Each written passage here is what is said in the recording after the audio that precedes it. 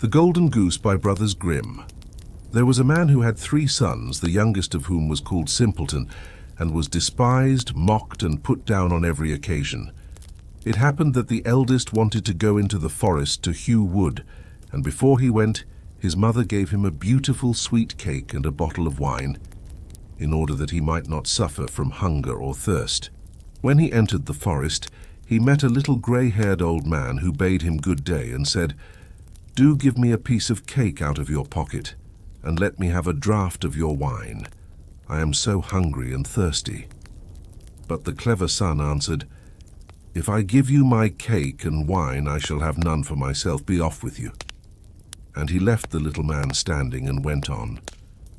But when he began to hew down a tree, it was not long before he made a false stroke, and the axe cut him in the arm, so that he had to go home and have it bound up. And this was the little grey man's doing. After this, the second son went into the forest, and his mother gave him, like the eldest, a cake and a bottle of wine. The little old grey man met him likewise and asked him for a piece of cake and a drink of wine. But the second son, too, said sensibly enough, "What I give you will be taken away from myself. Be off." And he left the little man standing and went on. His punishment, however, was not delayed. When he had made a few strokes at the tree, he struck himself in the leg, so that he had to be carried home. Then Simpleton said, "Father, do let me go and cut wood." The father answered, "Your brothers have hurt themselves with it. Leave it alone, you do not understand anything about it." But Simpleton begged so long that at last he said, "Just go then. You will get wiser by hurting yourself." His mother gave him a cake made with water and baked in the cinders, and with it a bottle of sour beer. When he came to the forest, the little old grey man met him likewise, and greeting him said, "Give me a piece of your cake and a drink out of your bottle. I'm so hungry and thirsty." Simpleton answered, "I have only cinder cake and sour beer. If that pleases you, we will sit down and eat." So they sat down, and when Simpleton pulled out his cinder cake, it was a fine sweet cake, and the sour beer had become good wine. So they ate and drank, and after that the little man said, "Since you have a good heart, and are willing to divide what you have, I will bestow good luck on you. There stands an old tree, cut it down, and you will find something at the roots." Then the little man took leave of him. Simpleton went and cut down the tree, and when it fell there was a goose sitting in the roots with feathers of pure gold. He lifted her up, and taking her with him, went to an inn where he thought he would stay the night. Now the host had 3 daughters who saw the goose and were curious to know what such a wonderful bird might be, and would have liked to have one of its feathers. The eldest thought, "I shall soon find an opportunity of pulling out a feather," and as soon as Simpleton had gone out, she seized the goose by the wing, but her finger and hand remained sticking fast to it. Shortly afterwards the second came, thinking only to get a feather for herself, but she had scarcely touched her sister than she was held fast. At last the third came with the like intent, and the others screamed out, "Keep away! For heaven's sake, keep away!" But she did not understand why she was to keep away. "The others are there," she thought, "so I will be there too," and ran to them. But as soon as she had touched her sister, she remained sticking fast to her. So they had all 3 to stay the night with the goose. Next morning Simpleton took the goose under his arm and set out, without troubling himself about the 3 girls who were hanging on to it. They were obliged to run after him continually, left or right, wherever his legs took him. In the middle of the fields the parson met them, and when he saw the procession he said, "For shame, you good-for-nothing girls, why are you running across the fields after this young man? Is that seemly?" At the same time he seized the youngest by the hand, in order to pull her away. But as soon as he touched her, he likewise stuck fast, and had himself to run behind. Before long the sexton came by, and saw his master the parson running behind 3 girls. He was astonished at this, and called out, "Hi! Your reverence whither away so quickly? Do not forget that we have a christening today." and running after him he took him by the sleeve, and also stuck fast to him.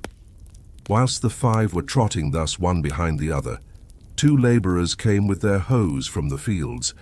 The parson called out to them, and begged hard that they would set him and the sexton free. But they had scarcely touched the sexton when they were held fast, and now there were 7 of them running behind Simpleton and the goose. By and by he came to a city, where a king ruled who had a daughter who was so serious that no one could make her laugh. So he had put forth a decree that whosoever should be able to make her laugh should marry her. When Simpleton heard this, he went with his goose and her train before the king's daughter. And as soon as she saw the 7 people running on, one behind the other, she began to laugh quite loudly, and as if she would never stop. Then Simpleton demanded her for his wife, but the king did not like the son-in-law, and made all kinds of excuses and said he must first produce a man who could drink a cellarful of wine. Simpleton thought of the little grey man who could certainly help him, and went into the forest, and in the very place where he had cut down the tree he saw a man sitting who had a very sorrowful face.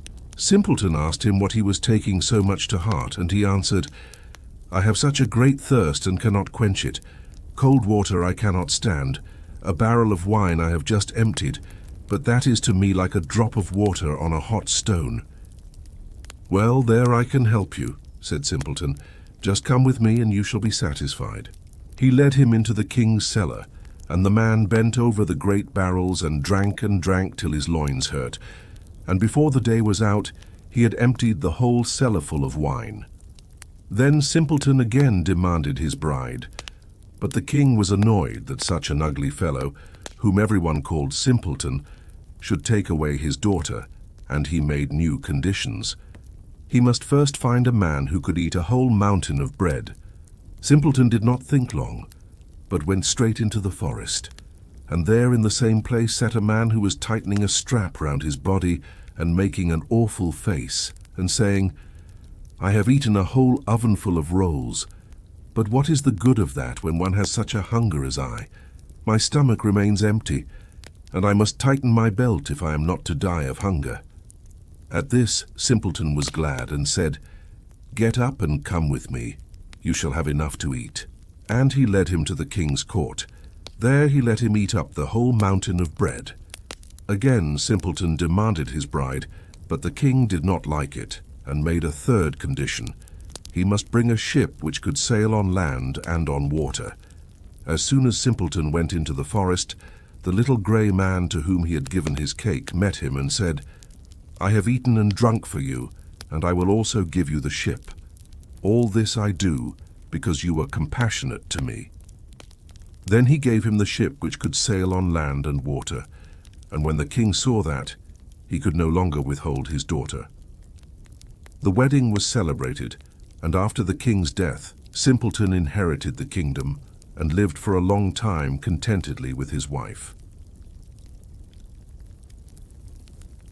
The 12 Brothers by Brothers Grimm. There was once a king and queen who lived happily together. They had 12 children, all boys. Now the king said to his wife, "If the 13th child which you are about to bring into the world is a girl, the 12 shall die so that her possessions may be great, and that the kingdom may fall to her alone." He caused 12 coffins to be made, which were already filled with shavings, and in each lay the little pillow for the dead. They were placed in a locked-up room, and the king gave the key to the queen, and bade her say nothing of it to anyone. But the mother sat all day long in great trouble, and her dearest wish was to save her children. She had a youngest son, Benjamin, whom she loved more than all the others, for he was gentle and kind. She sent him secretly to the palace garden, and every day he was to stand by the great bush and watch to see whether she made him a sign. If she did so, he was to know at once that he must fly with his 11 brothers. She would provide some place of refuge for them. Now when the time came that she was delivered, the queen gave birth to a beautiful little girl. The king rejoiced greatly and had the 12 coffins brought forth, but the queen begged him to spare their lives, and he yielded to her prayer. But the sons of the king were angry when they heard what their father had intended, and although he had given up the thought, they still hated their little sister, because she was the cause of their being nearly killed. They resolved to fly, and they went away into a wild forest.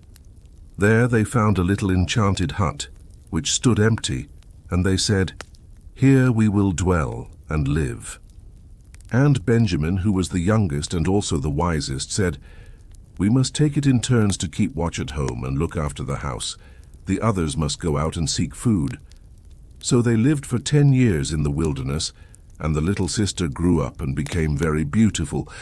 One day she went into the forest to seek flowers, and she met the 12 brothers, who at first thought she was a fairy. But when they saw the likeness between them, they asked her who she was. She told them she was the daughter of the king and queen. Then Benjamin said, "Are you our sister? Be welcome." She was glad and stayed with them, and they loved her very much. She helped to keep the house in order. But one day she went into the garden and plucked 12 lilies, meaning to give one to each brother as a keepsake. But the moment she plucked them, the 12 brothers were changed into 12 ravens and flew away over the forest. The little sister was now alone in the wild wood, and she was filled with grief. An old woman met her and said, "My child, what have you done? Why did you not leave the 12 flowers standing? Those were your brothers, and now they are changed into ravens forever." The maiden asked if there was any way to save them. "There is, but it is very hard," said the woman. "For 7 years you must not speak, nor laugh, nor cry. And if you utter a single word, all your labor is in vain, and your brothers will be killed." The maiden said in her heart, "I will set my brothers free, cost what it may." She went into the forest, climbed into a tall tree, and there sat and span, without speaking or laughing or weeping. Now it came to pass that a king of another land was hunting in the wood, and his hunters came to the tree where the maiden sat. They called to her and asked who she was, but she gave no answer. When they pressed her with questions, she only shook her head. The king himself came, looked up at her, and was so struck with her beauty that he fell in love with her. He bade his hunters take her down, set her before him, and soon after made her his queen. But the wicked mother-in-law of the king was displeased, and began to slander her, saying, "She is only a beggar maid that you have brought home. Who knows what mischief she will do if she cannot even speak?" When the young queen brought her first child into the world, the wicked woman took it away and smeared her mouth with blood, while the queen lay sleeping. Then she accused the queen of having killed and eaten her child. The king would not believe it, but she slandered her again and again. 3 times did the queen bear a child, and each time the wicked mother-in-law stole it away and accused her of the crime. At last the king could do no more. He delivered her up to justice, and she was condemned to die by fire. The day of her execution was the last day of the 7 years. The queen had not uttered a word, nor shed a tear, and thus saved her brothers. As she was led to the stake, she looked up, and behold, 12 ravens came flying through the air. As they alighted and touched the ground, they became her 12 brothers once more, handsome and strong. They tore the fire to pieces, put out the flames, and set their dear sister free. Then she spoke for the first time and told the king how she had been falsely accused. The wicked mother-in-law was bound to the stake and burned to ashes. But the king and queen with her 12 brothers lived happily together all their lives. The Goose-Girl by Brothers Grimm. There once lived an old queen who had a beautiful daughter. When she grew up, the time came for her to be married to a prince in a far-off land. When the day of departure came, the old queen packed up a great many costly things: jewels, gold and silver, cups and ornaments. In short, everything which befitted a royal dowry, for she loved her child dearly. She gave her a waiting maid to attend her and hand her over to the bridegroom. Each received a horse for the journey. The princess's horse was named Falada and could speak. When the hour of parting came, the mother went into her bedroom, took a small knife, and cut her finger until it bled. Then she held a white handkerchief beneath it, let 3 drops of blood fall on it, and gave it to her daughter. "Dear child," said she, "take great care of it. It will stand you in good stead on your journey." So they took a sorrowful leave of each other, and the princess put the cloth into her bosom, mounted her horse, and rode away to her bridegroom. After they had ridden for a while, the princess became thirsty. She said to her waiting maid, "Dismount and fetch me some water in my golden cup from the brook. I would like a drink." "If you are thirsty," said the maid, "get down yourself and lie down by the water and drink. I don't choose to be your servant any longer." In her great thirst, the princess alighted, bent down over the water and drank, for she was not allowed to drink out of the golden cup. As she drank, the cloth with the 3 drops of blood fell from her bosom and floated away. She was so frightened that she did not notice it. The maid, however, saw it and rejoiced, for she knew that now she had power over the bride. When the princess wished to mount her horse again, the maid said, "By rights, Falada belongs to me, this jade to you." So the poor little princess was obliged to give up her horse. Then the maid, with many harsh words, made her change her royal garments for her own shabby clothes. At last she forced her to swear under the open heaven that she would never tell anyone at the court what had happened. If she had not taken the oath, she would have been killed on the spot. But Falada saw it all and marked it well. The waiting maid now mounted Falada, while the true bride had to ride the sorry jade. Thus they journeyed on until they reached the royal palace. There was great rejoicing at their arrival. The bridegroom hurried to meet them, lifted the waiting maid from the horse, thinking she was his bride. She was led upstairs, while the true princess had to stay below. The old king noticed the girl and asked the bride about her companion. "I picked her up on the way to keep me company. Give her some work to do, that she may not be idle." The old king had no work for her, but said, "I have a little boy who tends the geese. She may help him." So the true bride was sent to help keep the geese. The false bride, however, feared that Falada might betray her. She said to the stable boy, "Take that horse which I rode and cut off its head, for it vexes me." The stable boy knew she was not to be trifled with, so he did as she bade. The poor horse's head was nailed up in a dark gateway.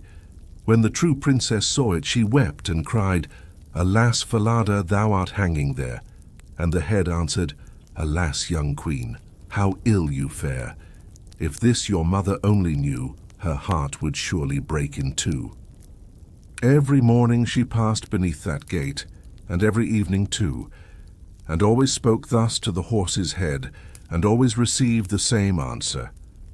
The goose boy, who was with her, saw it all, and told the old king, who bade him bring the princess before him. The king said, "Why do you go thus weeping every day to the gateway?" She was afraid and dared not tell him, for she had sworn not to betray what had happened. But he urged her and left her no peace, and at last she confessed everything. The king summoned his son, told him all, and said that he had the false bride bound and brought to trial. Judgment was passed upon her, and she was led away to be punished in a manner that was fitting for her crime. But the true bride was married to the young king, and they reigned in peace and happiness. Little Red Riding Hood by Brothers Grimm. Once upon a time there was a sweet little girl who was loved by everyone who looked at her, but most of all by her grandmother. There was nothing that she would not have given to the child. Once she gave her a little cap made of red velvet, which suited her so well that she would never wear anything else. So she was always called Little Red Riding Hood. One day her mother said to her, "Come, Little Red Riding Hood, here is a piece of cake and a bottle of wine. Take them to your grandmother. She is ill and weak, and they will do her good. Set out before it gets hot, and when you're going, walk nicely and quietly, and do not run off the path. Otherwise you may fall and break the glass, and then your grandmother will get nothing. And when you go into her room, don't forget to say good morning, and don't peep into every corner before you do it." "I will take great care," said Little Red Riding Hood to her mother, and gave her hand on it.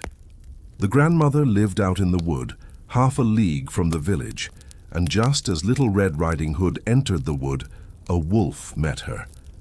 Little Red Riding Hood did not know what a wicked creature he was, and was not afraid of him. "Good day, Little Red Riding Hood," said he. "Thank you kindly, wolf." "Whither away so early, Little Red Riding Hood?" "To my grandmother's."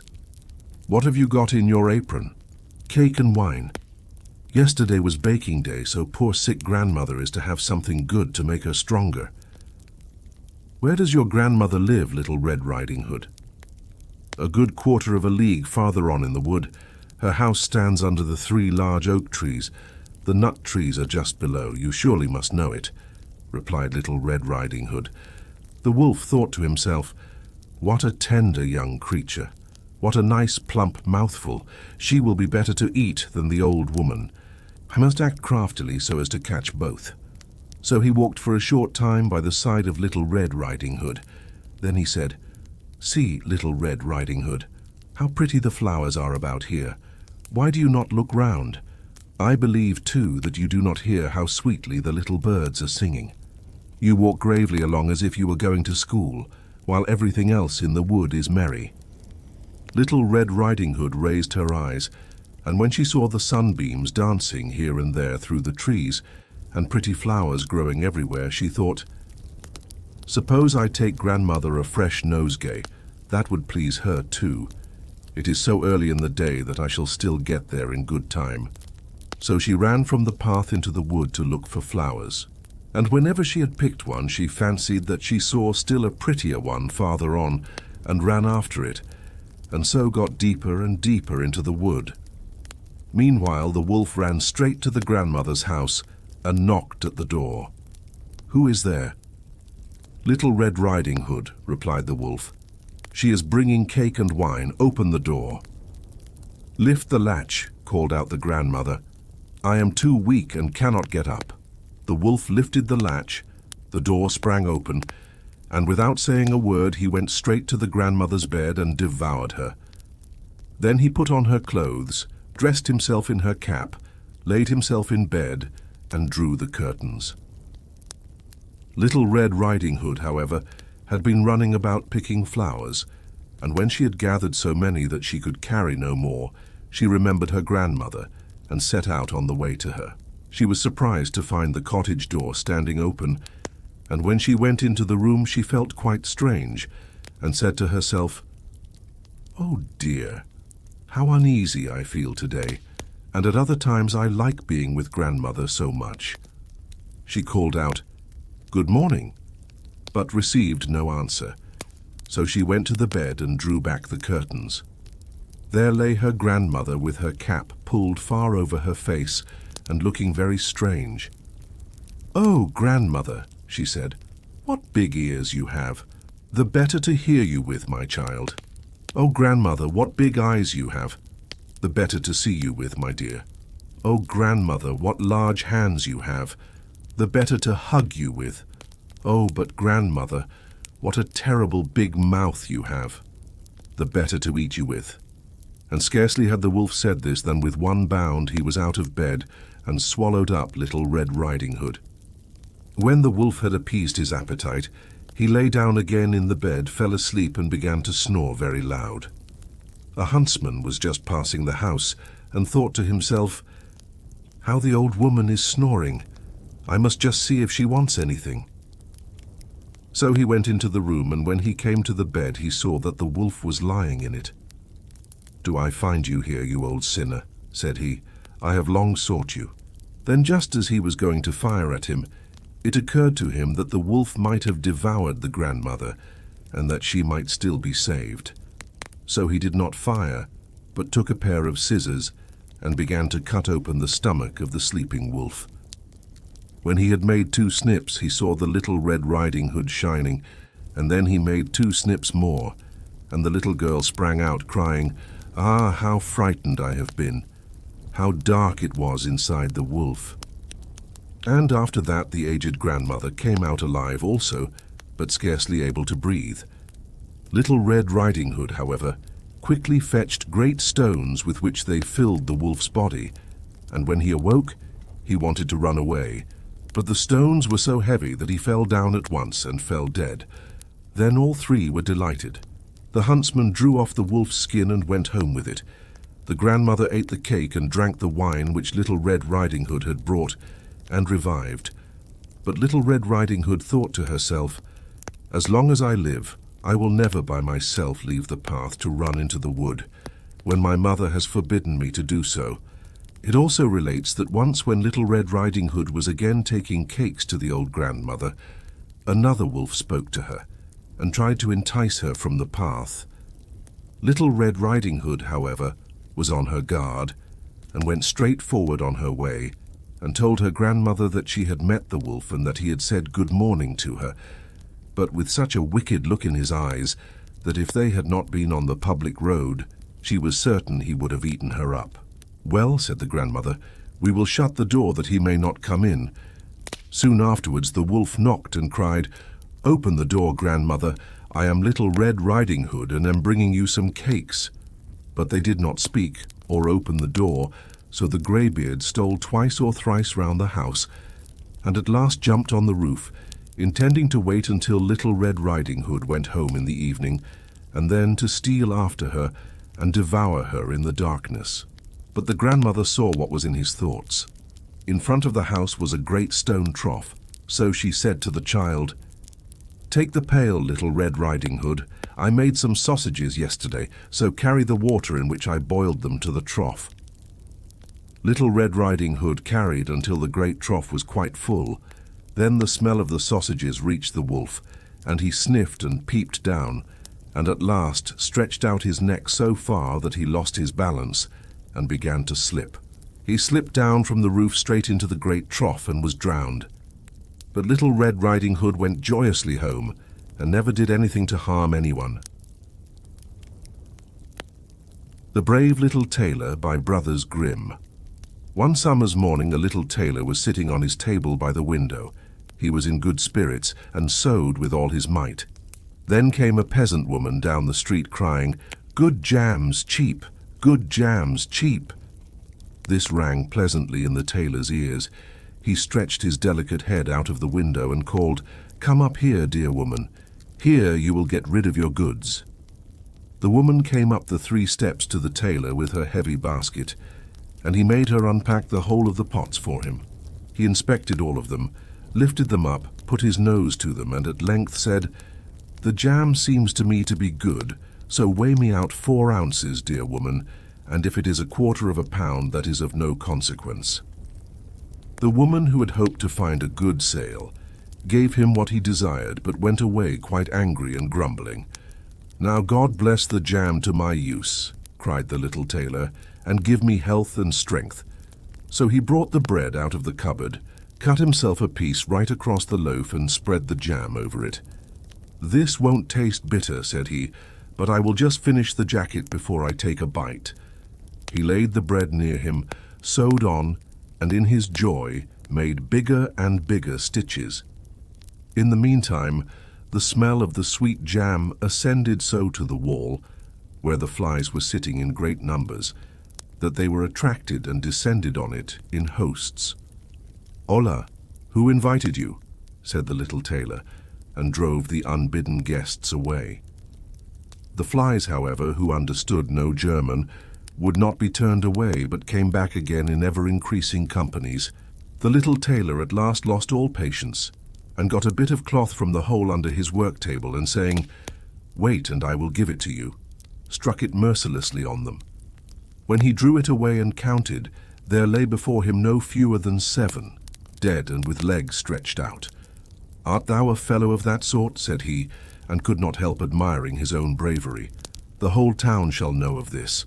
And the little tailor hastened to cut himself a girdle, stitched it, and embroidered on it in large letters, 7 at 1 stroke.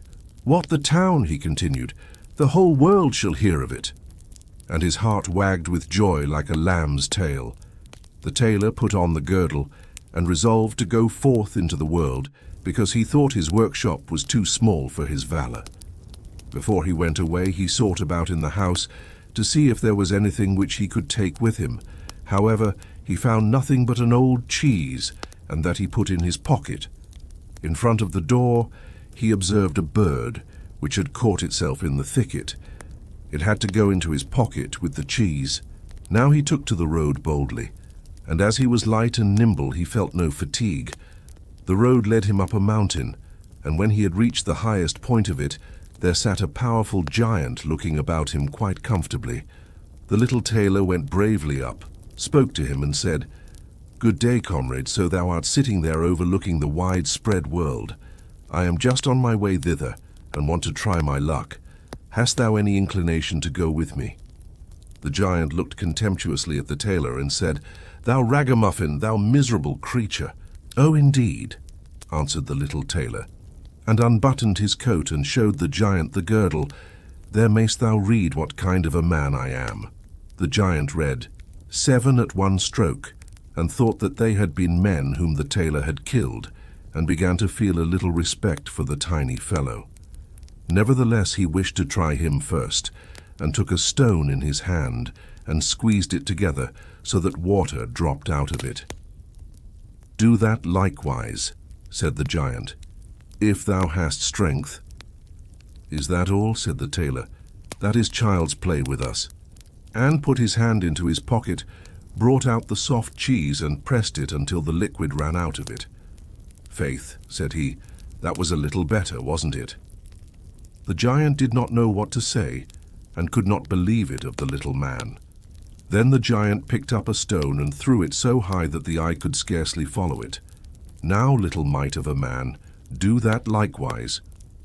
"Well thrown," said the tailor, "but after all the stone came down to earth again, I will throw you one which shall never come back at all."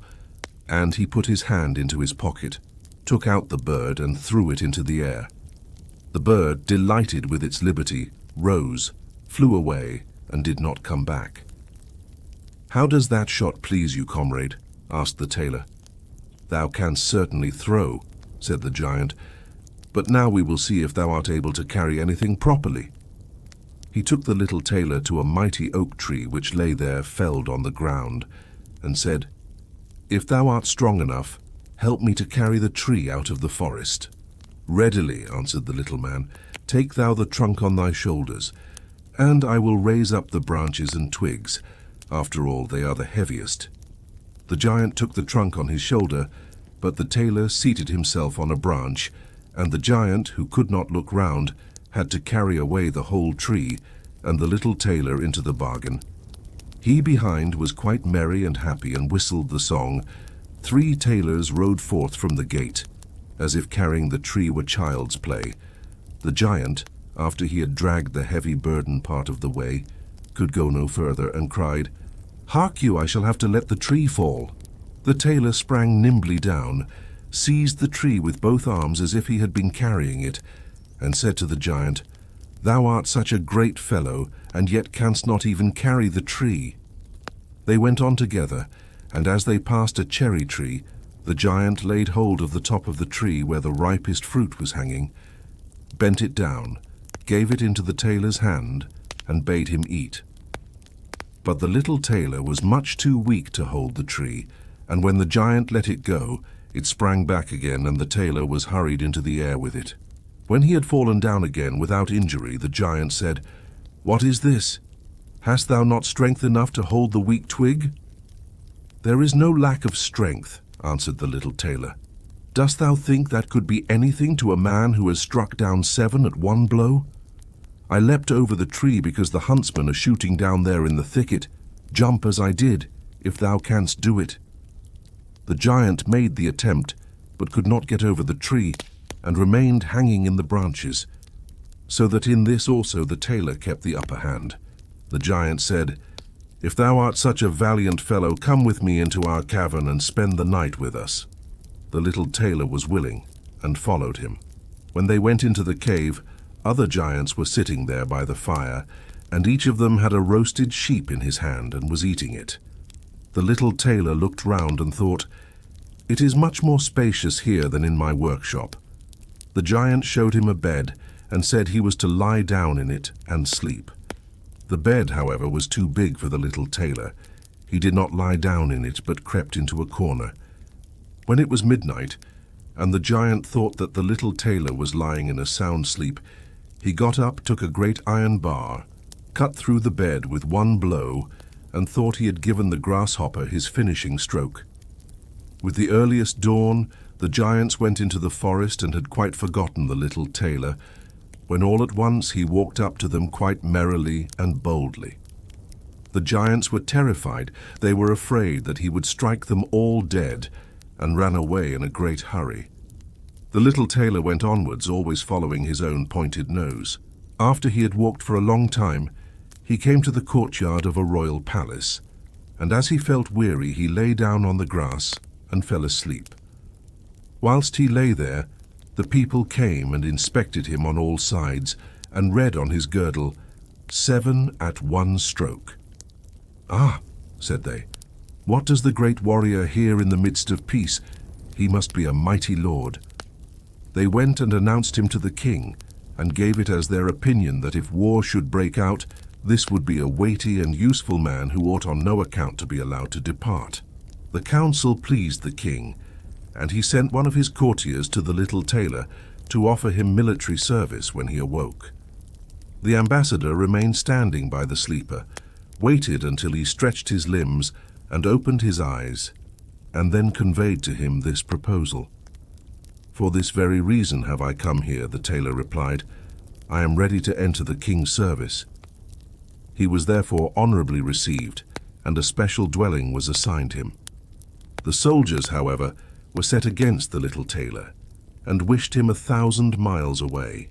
"What is to be the end of this?" they said amongst themselves. "If we quarrel with him, and he strikes about him, 7 of us will fall at every blow. Not one of us can stand against him." They came therefore to a decision, betook themselves in a body to the king, and begged for their dismissal. "We are not prepared," said they, "to stay with a man who kills 7 at 1 stroke." The king was sorry that for the sake of one he should lose all his faithful servants, wished that he had never set eyes on the tailor, and would willingly have been rid of him again. But he did not venture to give him his dismissal, for he dreaded lest he should strike him and all his people dead, and place himself on the royal throne. He thought about it for a long time, and at last found good counsel. He sent to the little tailor, and caused him to be informed that as he was such a great warrior, he had one request to make to him. In a forest of his country lived 2 giants, who caused great mischief with their robbing, murdering, ravaging, and burning, and no one could approach them without putting himself in danger of death. If the tailor conquered and killed these 2 giants, he would give him his only daughter to wife and half of his kingdom as a dowry. Likewise 100 horsemen should go with him to assist him. "That would indeed be a fine thing for a man like me," thought the little tailor. "One is not offered a beautiful princess, and half a kingdom every day of one's life." "Oh yes," he replied, "I will soon subdue the giants, and do not require the help of the 100 horsemen to do it. He who can hit 7 with 1 blow has no need to be afraid of 2. The little tailor went forth, and the 100 horsemen followed him. When he came to the outskirts of the forest, he said to his followers, "Just stay waiting here. I alone will soon finish off the giants." Then he bounded into the forest and looked about right and left. After a while he perceived both giants. They lay sleeping under a tree and snored so that the branches waved up and down. The little tailor, not idle, gathered 2 pockets full of stones, and with these climbed up the tree. When he was halfway up, he slipped down by a branch until he sat just above the sleepers, and then let one stone after another fall on the breast of one of the giants. For a long time the giant felt nothing, but at last he awoke, pushed his comrade, and said, "Why art thou knocking me?" "Thou must be dreaming," said the other. "I am not knocking thee."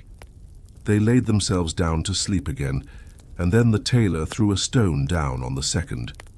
"What is the meaning of this?" cried the other. "Why art thou pelting me?" "I am not pelting thee," answered the first, growling. They disputed about it for a time, but as they were weary, they let the matter rest, and their eyes closed once more. The little tailor began his game again, picked out the biggest stone and threw it with all his might on the breast of the first giant. "That is too bad," cried he, and sprang up like a madman, and pushed his companion against the tree until it shook. The other paid him back in the same coin, and they got into such a rage that they tore up trees and belaboured each other so long that at last they both fell down dead on the ground at the same time. Then the little tailor leapt down. "It is a lucky thing," said he, "that they did not tear up the tree on which I was sitting, or I should have had to spring onto another like a squirrel. But we tailors are nimble." He drew out his sword and gave each of them a couple of thrusts in the breast, and then went out to the horsemen and said, "The work is done. I have given both of them their finishing stroke, but it was hard work. They tore up trees in their sore need and defended themselves with them. But all that is to no purpose when a man like myself comes, who can kill 7 at one blow." "But are you not wounded?" asked the horseman. "You need not concern yourself about that," answered the tailor. "They have not bent one hair of mine." The horseman would not believe him, and rode into the forest. There they found the giants swimming in their blood, and all round about lay the torn-up trees. The little tailor demanded of the king the promised reward. He, however, repented of his promise, and again bethought himself how he could get rid of the hero. "Before thou receivest my daughter and the half of my kingdom," said he to him, "thou must perform one more heroic deed.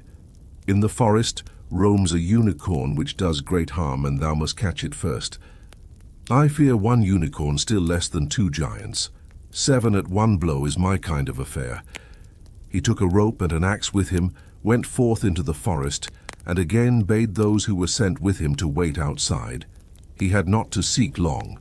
The unicorn soon came towards him, and rushed directly on the tailor as if it would spit him on his horn without more ceremony.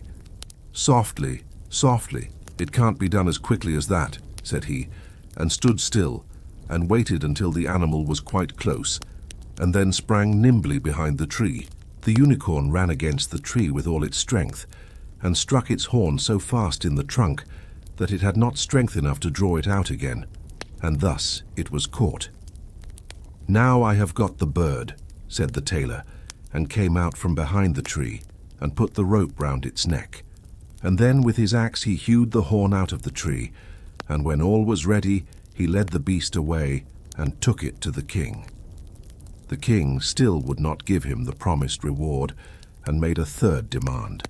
Before the wedding, the tailor was to catch him a wild boar that made great havoc in the forest, and the huntsmen should give him their help. "Willingly," said the tailor, "that is child's play." He did not take the huntsmen with him into the forest, and they were well pleased that he did not, for the wild boar had several times received them in such a manner that they had no inclination to lie in wait for him. When the boar perceived the tailor, it ran on him with foaming mouth and whetted tusks, and was about to throw him to the ground. But the active hero sprang into a chapel which was near, and up to the window at once, and in one bound out again. The boar ran in after him, but the tailor ran round outside and shut the door behind it, and then the raging beast, which was much too heavy and awkward to leap out of the window, was caught. The little tailor called the huntsmen thither, that they might see the prisoner with their own eyes. The hero, however, went to the king, who was now, whether he liked it or not, obliged to keep his promise, and gave him his daughter and the half of his kingdom. Had he known that it was no warlike hero, but a little tailor who was standing before him, it would have gone to his heart still more than it did. The wedding was held with great magnificence and small joy, and out of a tailor a king was made. After some time the young queen heard her husband say in his dreams at night, "Boy, make me the doublet and patch the pantaloons, or else I will wrap the yard measure over thine ears." Then she discovered in what state of life the young lord had been born, and next morning complained of her wrongs to her father, and begged him to help her to get rid of her husband, who was nothing else but a tailor. The king comforted her and said, "Leave thy bedroom door open this night, and my servants shall stand outside, and when he has fallen asleep shall go in, bind him, and take him on board a ship, which shall carry him into the wide world." The woman was satisfied with this, but the king's armor-bearer, who had heard all, was friendly with the young lord, and informed him of the whole plot. "I'll put a screw into that business," said the little tailor. At night, he went to bed with his wife at the usual time, and when she thought that he had fallen asleep, she got up, opened the door, and then lay down again. The little tailor, who was only pretending to be asleep, began to cry out in a clear voice, "Boy, make me the doublet and patch me the pantaloons, or I will wrap the yard measure over thine ears. I smote 7 at one blow. I killed 2 giants, I brought away 1 unicorn and caught a wild boar, and am I to fear those who are standing outside the room?" When these men heard the tailor speaking thus, they were overcome by a great dread, and ran as if the wild huntsmen were behind them, and none of them would venture anything further against him. So the little tailor was a king, and remained one to the end of his life. Briar Rose, Sleeping Beauty by Brothers Grimm. A long time ago there were a king and queen who said every day, "Ah, if only we had a child," but they never had one. Then it happened that once when the queen was bathing, a frog crept out of the water onto the land and said to her, "Your wish shall be fulfilled. Before a year has gone by, you shall have a daughter." What the frog had said came true, and the queen had a little girl who was so pretty that the king could not contain himself for joy, and ordered a great feast. He invited not only his kindred, friends, and acquaintances, but also the wise women, in order that they might be kind and well disposed towards the child. There were 13 of them in his kingdom, but as he had only 12 golden plates for them to eat from, one of them had to be left at home. The feast was held with all splendor, and when it came to an end, the wise women bestowed their magic gifts upon the baby.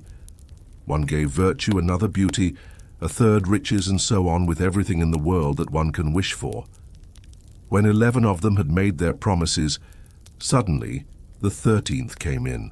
She wished to avenge herself for not having been invited, and without greeting or even looking at anyone, she cried with a loud voice, "The king's daughter shall in her 15th year prick herself with a spindle and fall down dead." And without saying a word more, she turned round and left the room. They were all shocked, but the 12th, whose good wish still remained unspoken, came forward.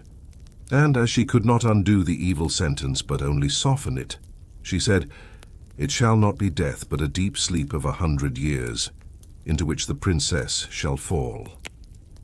The king, who would fain keep his dear child from the misfortune, gave orders that every spindle in the whole kingdom should be burnt. Meanwhile, the gifts of the wise women were plenteously fulfilled on the young girl, for she was so beautiful, modest, sweet, and kind and clever that no one who saw her could help loving her.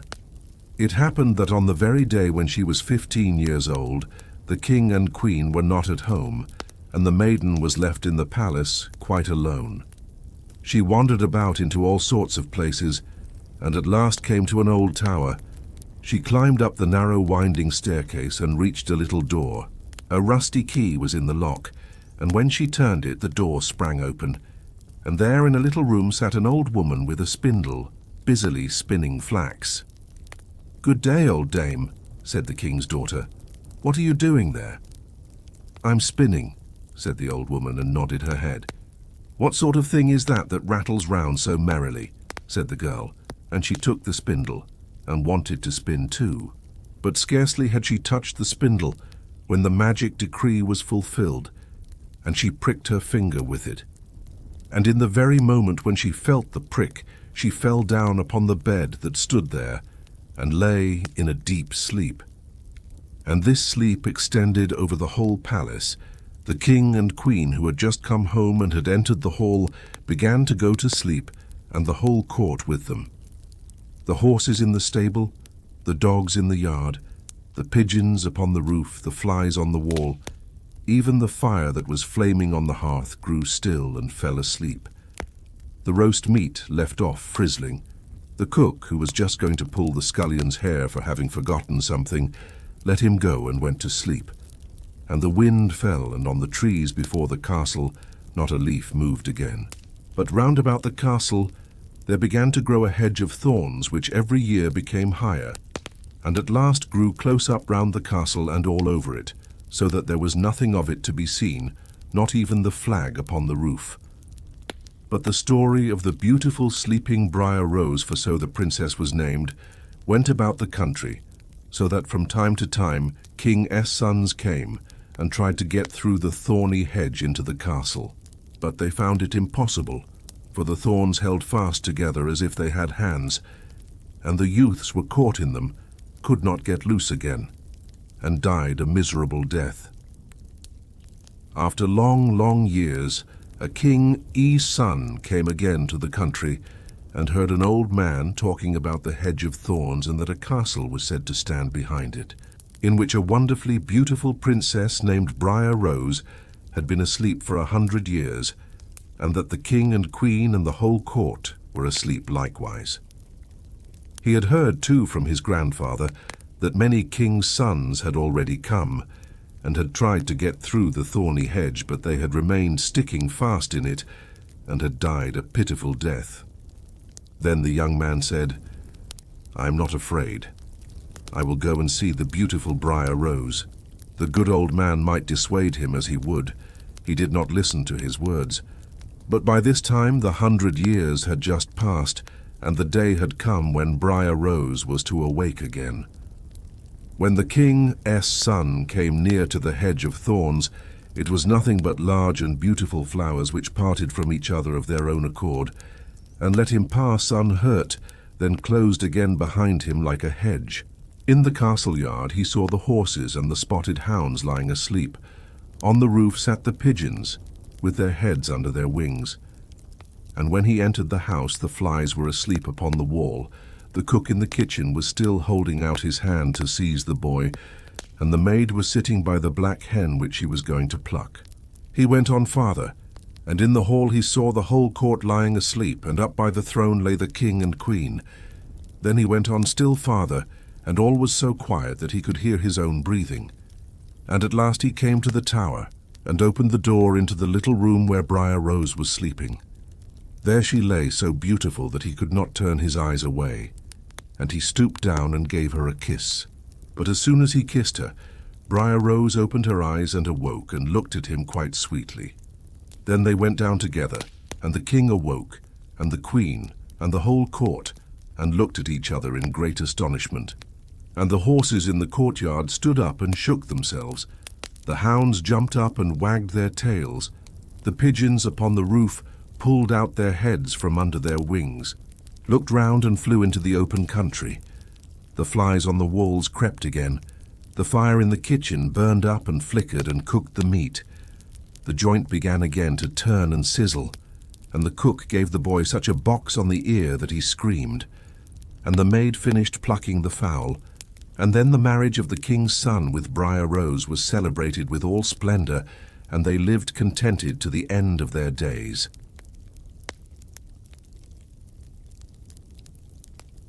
Rumpelstiltskin by Brothers Grimm.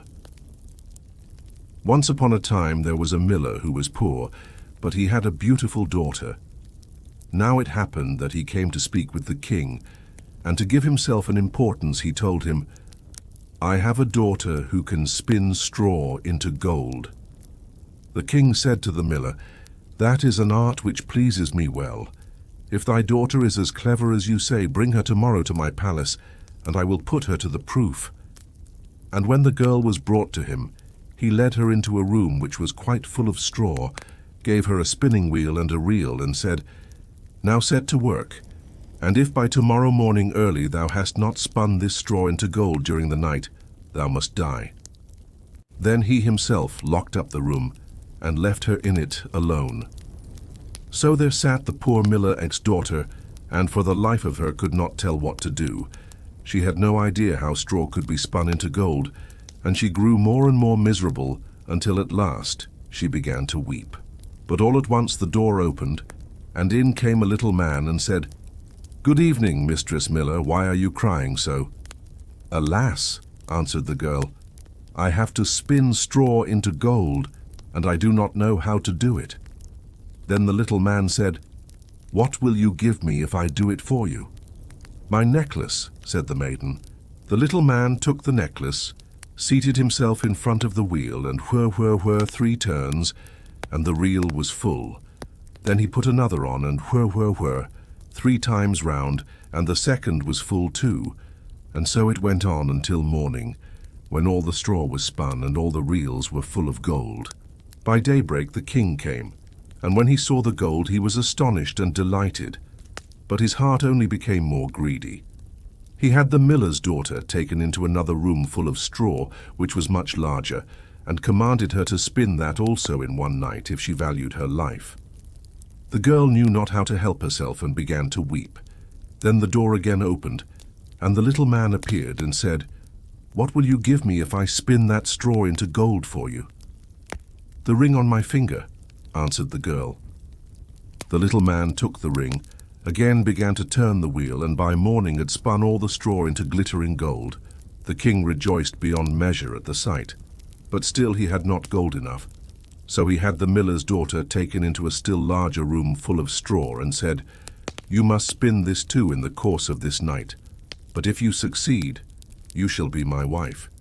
"Even if she be only a miller's daughter," he thought, "I could not find a richer wife in the whole world." When the girl was alone, the little man came again for the 3rd time and said, "What will you give me if I spin the straw for you this time also?" "I have nothing more that I can give," answered the girl. "Then promise me, if you should become queen, to give me your first child." "Who knows whether that will ever happen," thought the miller's daughter, and not knowing how else to help herself in this strait, she promised the little man what he wanted, and for that he once more spun the straw into gold. And when the king came in the morning and found all as he had wished, he took her in marriage, and the pretty miller's daughter became a queen. A year after, she had a beautiful child, and she never gave a thought to the little man. But suddenly he came into her room and said, "Now give me what you promised." The queen was horror-struck, and offered the little man all the riches of the kingdom if he would leave her the child. But the little man said, "No, something that is living is dearer to me than all the treasures in the world." Then the queen began to weep and cry, so that the little man pitied her. "I will give you 3 days' time," said he. "If by that time you find out my name, then you shall keep your child." So the queen thought the whole night of all the names that she had ever heard, and sent a messenger over the country to inquire far and wide for any other names which there might be. When the little man came the next day, she began with Caspar, Melchior, Balthazar, and said all the names she knew, one after another. But to everyone the little man said, "That is not my name." On the 2nd day, she had inquiries made in the neighborhood as to what the people were called there, and repeated to the little man the most uncommon and curious. "Perhaps your name is Shortribs or Sheepshanks or Laceleg," but he always answered, "That is not my name." On the 3rd day the messenger came back again and said, "I have not been able to find any new names, but as I came to a high mountain at the end of the forest, where the foxes and the hares say good night to each other, there I saw a little house, and before the house a fire was burning, and round about the fire quite a ridiculous little man was jumping. He hopped upon one leg and shouted, 'Today I bake, tomorrow brew. The next I'll have the young queen's child.' Ha! Glad am I that no one knew that Rumpelstiltskin I am styled." You may think how glad the queen was when she heard that name. And when soon afterwards the little man came in and asked, "Now, Mistress Queen, what is my name?" At first she said, "Is your name Conrad?" "No." "Is your name Harry?" "No." Then she said, "Perhaps your name is Rumpelstiltskin." "The devil has told you that, the devil has told you that," cried the little man, and in his anger he plunged his right foot so deep into the earth that his whole leg went in, and then in rage he pulled at his left leg so hard with both hands that he tore himself in two. The Fisherman and His Wife by Brothers Grimm. There was once a fisherman who lived with his wife in a miserable little hovel close to the sea. He used to go out fishing every day, and he fished and he fished. So once he was sitting with his rod, looking at the clear water, and he sat and he sat. At last down went the line to the bottom, and when he hauled it up, he had caught a great fish. Then the fish said to him, "Hark you, fisherman, I beg you to let me go. I am not a real fish, but an enchanted prince. What good shall I be to you if you kill me? I should not taste well. Put me in the water again and let me swim away." "Well," said the man, "you need not make much ado about it. I am sure I had much better let a fish that can talk swim away." So he put him back into the clear water, and the fish sank down to the bottom and left a long streak of blood behind him. Then the fisherman got up and went home to his wife in their hovel. "Husband," said the woman, "have you caught nothing today?" "No," said the man. "I did catch a fish, but he said he was an enchanted prince, so I let him go again." "Did you not ask for anything first?" said the woman. "No," said the man. "What should I have asked for?" "Ah," said the woman, "it is surely hard to have to live all one's life in this dreadful hovel. You might at least have asked for a little cottage. Go back and call him, say we want a small cottage, he will surely give us that." "Ah," said the man, "what am I to go there again for?" "Why," said the woman, "you did catch him, and you let him go again, so he is sure to give us what we ask. Go at once."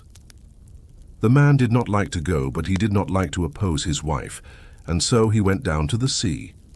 When he got there, the water was quite green and yellow, and no longer so smooth. So he stood and said, "Flounder, flounder in the sea, come, I pray thee, here to me. For my wife good Ilsebil wills not as I'd have her will."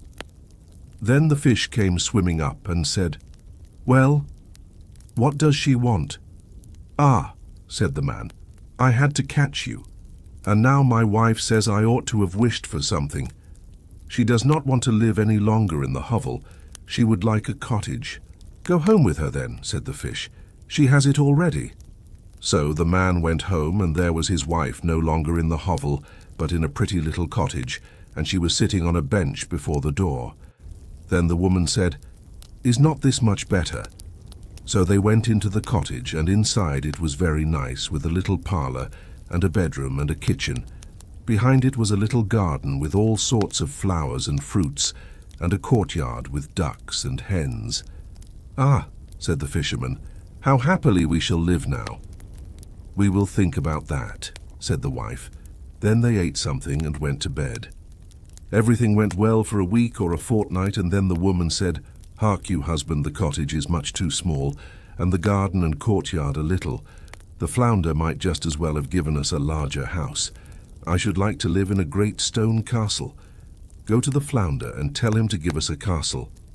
"Ah, wife," said the fisherman, "the cottage is quite good enough. What can we want with a castle?" "Go along," said the wife. "The flounder can do that quite easily." "No, wife," said the man. "The flounder had just given us the cottage. I do not like to go back so soon. It might make him angry." "Go along," said the wife. "He can do it and will do it willingly. Go." The fisherman's heart was heavy, and he did not like to go. He said to himself, "It is not right," and yet he went all the same.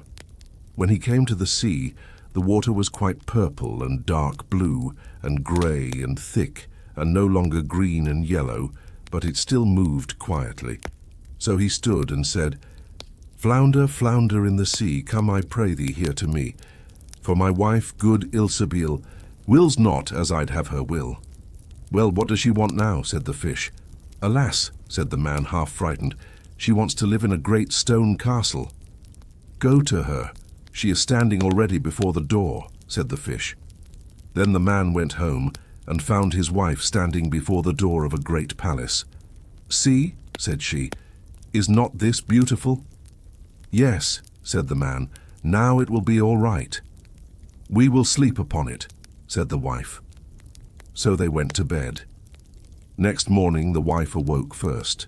It was just daybreak, and from her bed she could see the beautiful country round about her. Her husband was still asleep, so she jogged him with her elbow and said, "Get up, husband, and look out of the window. See, could we not be the king over all that land? Go to the flounder, we will be the king. Ah, wife, said the man, why should we be king? I do not want to be king. Well, said the wife, if you won't be king, I will. Go to the flounder, for I will be king. Ah, wife, said the fisherman, why do you want to be king? I do not like to say that to him. Why not? Said the woman. Go at once, I must be king. So the man went, much troubled. He thought to himself, it is not right, and yet he went all the same. And when he came to the sea, it was dark grey, and the water heaved up from below and smelt putrid. So he stood and said, Flounder, flounder in the sea, come, I pray thee, here to me. For my wife, good Ilsebil, wills not as I'd have her will. What does she want now? Said the fish.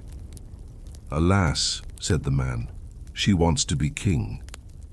Go to her, she is king already, said the fish. So the man went, and when he came to the palace, he found his wife was king. She was sitting upon a high throne of gold and diamonds, and had a great crown on her head, and a scepter in her hand, and on each side of her stood 6 fair maidens in a row. Ah, wife, said the man, and looked at her, are you king now? Yes, said she, now I am king. So he stood and looked at her, and when he had looked at her for some time, he said, Ah, wife, it is a fine thing for you to be king. Now let us be content. Nay, husband, said she, quite uneasily, I am king, it is true, but I must be emperor too. Go to the flounder.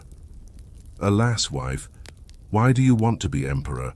Husband, said she, go to the flounder, I will be emperor. Ah, wife, said the fisherman, he cannot make you emperor. I may not say that to the fish. There is only one emperor in the kingdom. Indeed and indeed he cannot make you emperor. What? Said the wife. I am the king and you are only my husband. Will you go this moment? Go at once. If he can make king, he can make emperor, and I will be emperor. Go directly. So he was forced to go. As the man went, however, he felt troubled and he did not wish to go. He said to himself, it will not turn out well, it will not turn out well. The emperor is too shameless. The flounder will at last be tired out. With that he reached the sea, and when he came to the shore, the water was quite black and thick, and began to boil up from below, so that it threw up bubbles, and such a sharp wind blew over it that it curdled, and the man was terrified. So he stood and said, Flounder, flounder in the sea, come, I pray thee, here to me. For my wife, good Ilsebil, wills not as I'd have her will. What does she want now? Said the fish. Alas, fish, said he, my wife wants to be emperor. Go to her, said the fish. She is emperor already. So the man went, and when he got there, his wife was emperor. She was sitting on a high throne of gold, and had 3 great crowns on her head, and round about her stood the magnificence of the empire. On each side of her stood 3 great princes, and she was waited on by 1,000 servants. Wife, said the man, and looked at her, are you emperor now? Yes, said she, now I am emperor. Then he stood and looked at her well, and when he had looked at her for some time, he said, Ah, wife, how fine it is to be emperor. Husband, said she, why should we stop at emperor? I will be pope. Go to the flounder. Alas, wife, said the man, what will you not want? You cannot be pope. There is only one pope in Christendom. Indeed and indeed he cannot make you pope. Husband, said she, I will be pope. Go immediately. I must be pope this very day. No, wife, said the man, I dare not say that to him. It will not do. It is too much. The flounder cannot make you pope. Husband, said she, what nonsense. If he can make emperor, he can make pope also. Go to him directly. I am king, I am emperor, and you are nothing but my husband. Will you go this moment? Then the man was afraid and went. But he was quite faint and shivered and shook, and his knees trembled.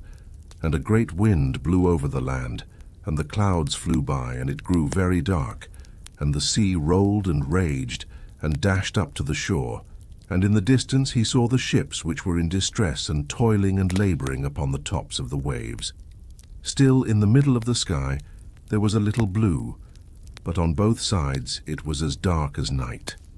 Then, full of despair, the fisherman stood and said, "Flounder, flounder in the sea, come, I pray thee, here to me. For my wife, good Ilsebil, wills not as I'd have her will." "What does she want now?" said the fish. "Alas," said the man, "she wants to be pope." "Go to her then," said the fish, "she is pope already." So he went, and when he got there, his wife was sitting on a throne which was 2 miles high. She had 3 great crowns on her head, and around her there was all the pomp and power of the church. On each side of her were 2 rows of candles, the largest as thick as a tower, and the smallest no candlestick could hold. And the kings and emperors were on their knees before her and kissing her shoe. "Wife," said the man, and looked at her attentively, "are you pope now?" "Yes," said she, "I am pope." So he stood and looked at her well, and it was as if he was looking at the bright sun. When he had looked at her thus for some time, he said, "Ah, wife, how fine it is to be pope." But she sat as stiff as a tree and did not stir. Then said he, "Wife, be content now that you are pope. There is nothing higher that you can be." "I will consider about that," said the woman. With that, they both went to bed, but she was not content, and her covetousness let her have no rest. She thought only how she might become more powerful, and could not sleep. As soon as day dawned, she woke her husband and said, "Husband, go to the flounder. I want to be lord of the sun and moon." The fisherman fell asleep again, and did not hear what she said. "Wife," said he, "what are you saying?" "Husband," said she, "if I cannot be lord of the sun and moon, I shall not be able to bear it. I shall never have another happy hour if I am not lord of the sun and moon."